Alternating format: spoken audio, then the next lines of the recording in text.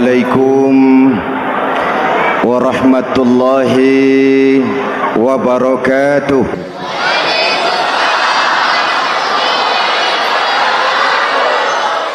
Alhamdulillahi wahdah,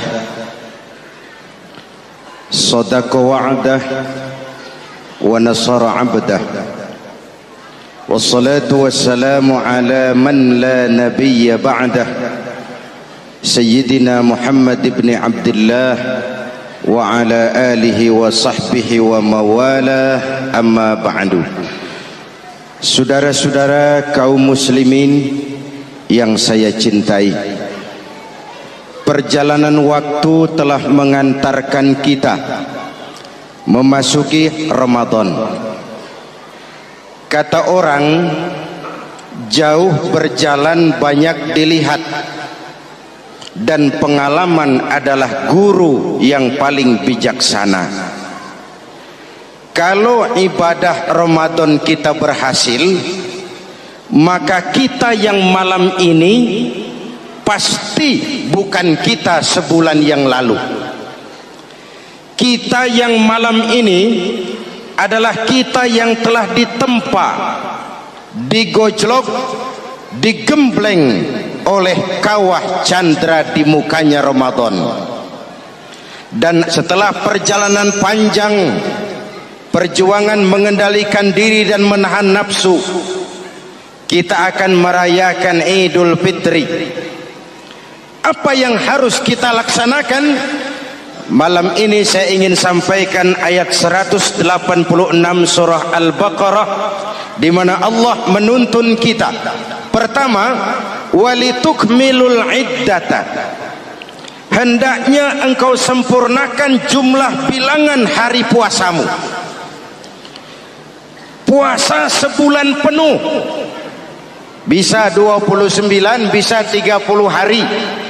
Yang bisa ru'yat, punya persyaratan mampu ru'yat, silahkan ru'yat. Yang tidak mampu, ikut yang aman saja, dengerin pengumuman pemerintah, cari amannya saja. Sempurnakan jumlah bilangan hari puasamu. Sebab apa? Puasa itu macam-macam. Ada yang puasa model beduk, depan rapat, belakangnya kosong, cuman pembukaan. Ada juga yang pembukaan, pertengahan, dan penutupan. Ada juga yang penutupan saja, mau dapat Lailatul Qadar.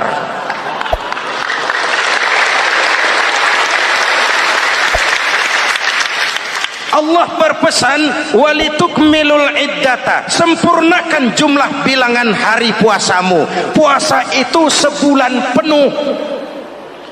Setelah selesai itu, walitukabbirullaha ala ma hadakum, hendaknya engkau agungkan, engkau bertakbir, mengagungkan Allah yang telah memberikan hidayah kepadamu. Tidak ada takbiran sebelum selesai Ramadan. Walitukmilul iddata, itu dulu, sempurnakan jumlah bilangan hari puasamu. Selesai baru walitukabbirullah. Jangan lebaran masih seminggu sudah Allahu Akbar, Allah ngigo. Walitukmilul iddata, sempurnakan dulu jumlah bilangan hari puasamu. Ini adab. Selesai, walitukabbirullah, baru engkau bertakbir, agungkan nama Tuhanmu. Kenapa? Ala ma hadakum, yang telah memberikan petunjuk dan hidayah kepada kita semua. Saudara, kalau bukan lantaran hidayah Allah, berat sebulan penuh enggak makan, lapar melilit perut, haus mencekik tenggorokan. Kalau bukan hidayah, berat melawan nafsu. Kalau bukan hidayah, berat melawan setan. Bagaimana enggak berat? Dia lihat kita, kita enggak lihat dia. Ini kan curang musuh begini. Semata-mata karena hidayah dari Allah. Intan paling mahal, mutiara paling berharga, tidak lain adalah hidayah. Saudara lihat dalam sejarah, kadang-kadang anak Nabi tidak dapat hidayah, tidak terpanggil mengikuti kebenaran. Kan'an anak Nabi Nuh, betul? Kadang-kadang bapak Nabi tidak dapat hidayah. Azar bapaknya Nabi Ibrahim. Ibrahim penegak tauhid, bapaknya produsen berhala. Kadang-kadang istri Nabi tidak mendapat hidayah, kafir, istrinya Nabi Lut. Kadang-kadang paman Nabi tidak dapat hidayah, ingkar, Abu Jahal, Abu Lahab, paman Nabi kita. Anak Nabi, bapak Nabi, istri Nabi, paman Nabi, hidayah tidak datang, mereka tidak terpanggil mengikuti kebenaran. Alhamdulillah, kita yang ponakan Nabi aja bukan,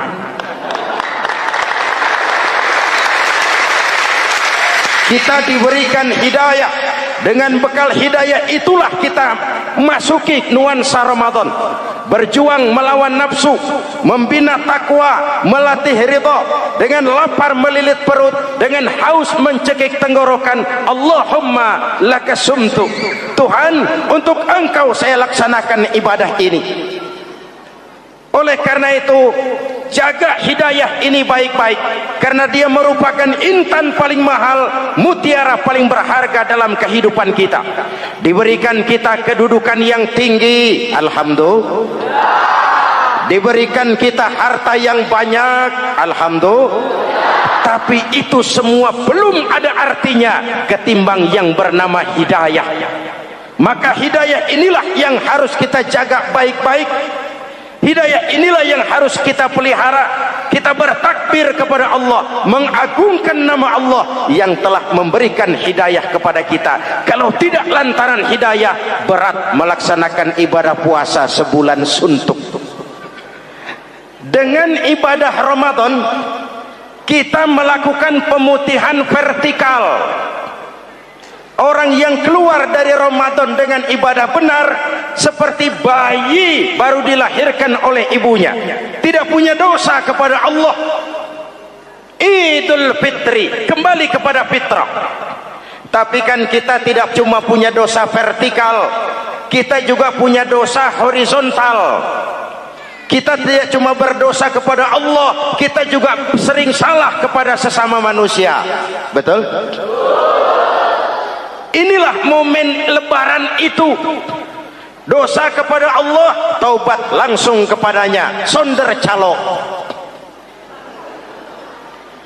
Dosa kepada sesama manusia, saling memaafkan. Sebab apa? Satu hadis meriwayatkan, selesai sholat id, sahabat mendengar Rasul mengucapkan amin sampai 3 kali. Amin, amin, amin. Heran sahabat, gak ada angin, gak ada hujan, amin 3 kali ya Rasul, ada apa? Kamu gak tahu? Gak tahu. Barusan selesai sholat, malaikat Jibril turun.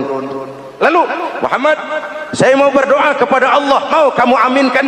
Silakan Jibril, berdoalah, saya akan mengaminkan. Jibril berdoa, Rasulullah amin. Doanya 3 macam permohonan, Nabi 3 kali mengucapkan amin. Kalau malaikat Jibril yang doa, Nabi yang mengaminkan. Kalau bahasa Inggris, ilokan.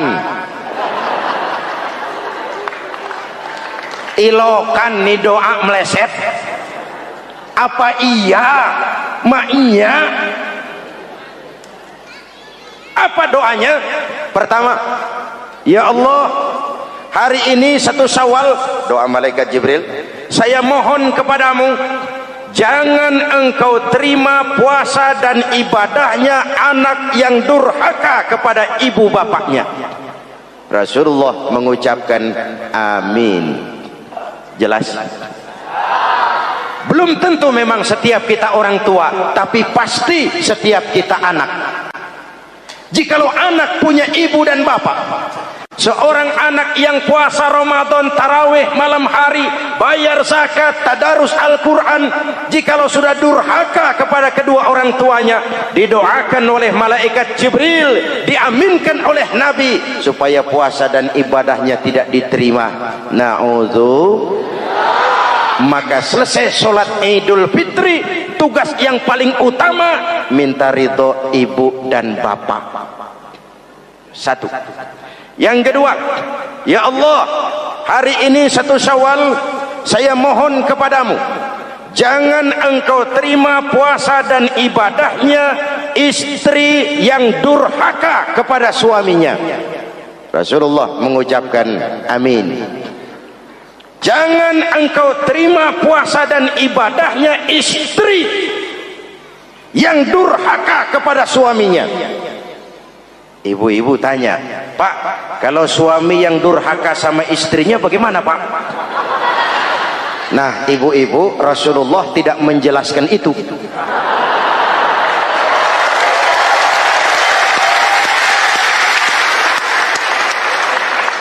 Ya bukannya mau menang sendiri, memang hadisnya nggak sampai ke situ. Cuma nanti di akhirat yang akan disidang habis-habisan, dimintai pertanggungan jawab tentang rumah tangganya adalah suami, bukan istri. Nah, istri itu swarga manut, neraka katut.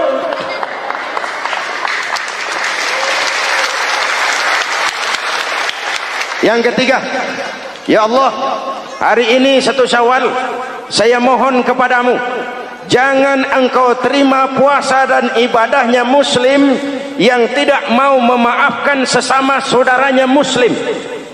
Memberi maaf lebih berat daripada minta maaf, tapi memberi maaf lebih mulia daripada meminta maaf.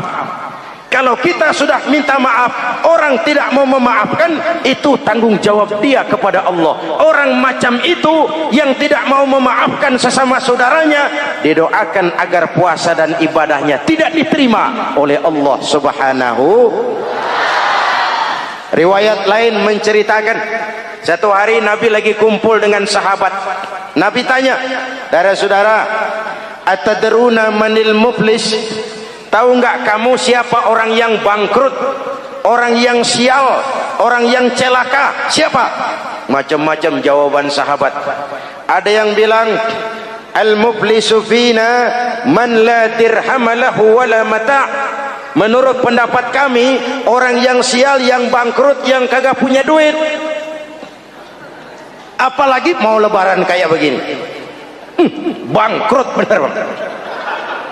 Kadang-kadang yang habis belanja pulang bukan langsung ke rumahnya, ngeneng-ngeneng di depan tetangganya, manas-manasin orang.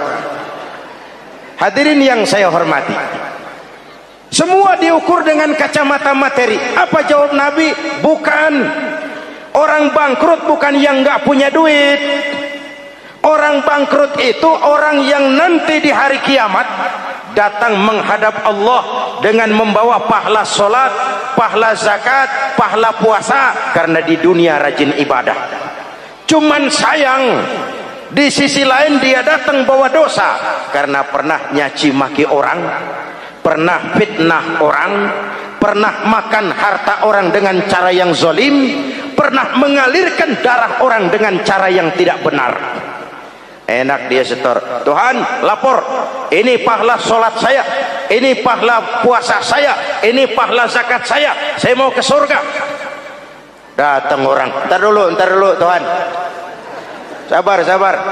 Ini orang memang di dunia rajin puasa, tapi saya pernah dicaci maki, lidahnya kotor, omongannya tajam, hancur hati saya oleh ucapannya.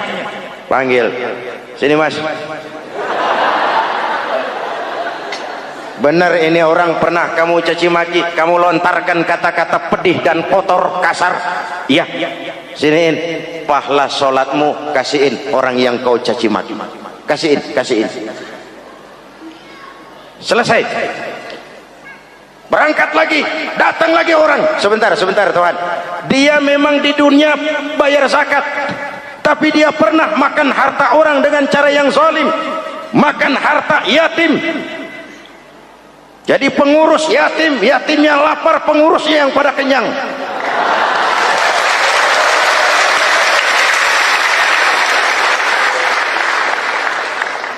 Saya menuntut keadilan. Benar. Siniin pahala zakatmu, kasih orang yang kau makan hartanya. Kalau kebaikannya habis, yang nagih datang terus, apa yang terjadi? Dosa orang yang dia sakiti diambil, diberikan kepada dia. Bangkrut nggak? Pahala dipretelin, dosa dikasih. Modal boros, tagihan utang datang terus. Bangkrut bin bangpak alias sial dangkalan. Tahu sial dangkalan? Itu namanya udah jatuh ketiban ember. Jatuhnya sakit, ketiban embernya bonyok. Kita tidak ingin jadi manusia yang rugi dan bangkrut. Karena itu, jikalau ibadah Ramadan memperbaiki hubungan kita kepada Allah, maka Idul Fitri dengan silaturahmi lebarannya memperbaiki hubungan antar sesama manusia, agar kita jangan termasuk golongan orang-orang yang bangkrut. Karena cuma baik hubungannya kepada Allah, tapi tidak baik hubungannya dengan sesama manusia. Ada orang yang pernah difitnah, ada orang yang pernah dicaci maki, ada orang yang pernah dijelek-jelekin, ada orang yang hartanya dia makan dengan cara yang zalim, ada orang yang dia alirkan darahnya, dia bunuh tanpa alasan yang benar. Itu semua akan jadi bebannya di akhirat nanti. Kalau dia menyangkut hakul adami, hak-hak manusia, maka kita harus minta maaf kepada yang bersangkutan. Rasul mengajarkan, ma min muslimaini yaltaqiyani fayatasafahani illa ghafarallahu dzunubahuma. Apabila dua orang Islam bertemu lalu bersalam-salaman, Allah hapuskan dosa yang terjadi di antara kedua orang itu. Jadi baik hubungan kita kepada Allah, jalur hablum minallah, dan baik juga hubungan kita dengan sesama manusia, hablum minan nas. Keduanya ternyata saling berkaitan.